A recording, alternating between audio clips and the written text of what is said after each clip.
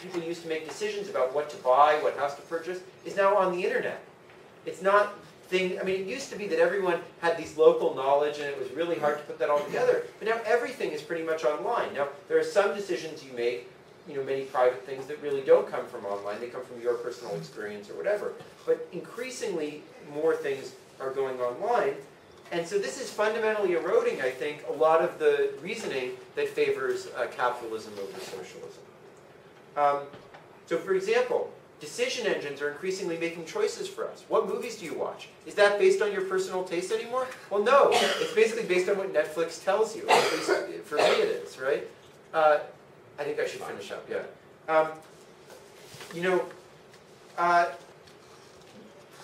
As it's becoming much easier to measure which applications are good based on the past data of which applications have performed better, there's less and less reason why apps need to charge so much for them. We could just give out awards to the apps that are the best, right? And then they could be freely available to everyone.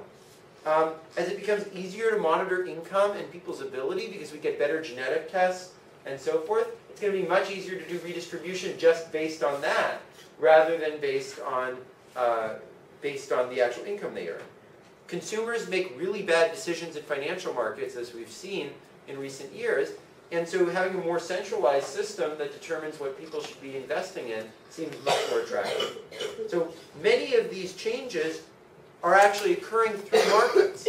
Markets themselves are replacing individual autonomy and agency with collective decision-making, like Netflix, like some of these other systems.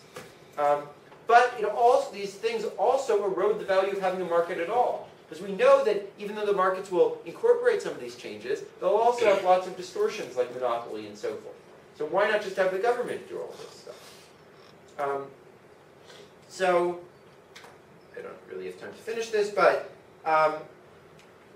this is not just true of economic things, but of liberty more broadly. If you think, what do you parents give you a right to do at school? Well, they do it on the basis of the fact that they don't know as well as you do, what's going on in your life. And as you get older, they say you know better for yourself more and more, right, than they know for you.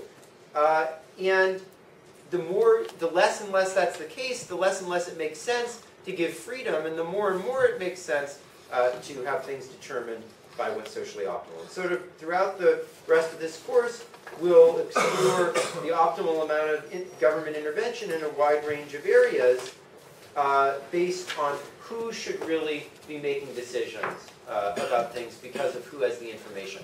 And hopefully what you'll learn to think about as an economist is not that markets are good from the welfare theorems, but rather that you'll learn that depending on who has what information in what situation, that should determine what's the right way to organize any given social activity.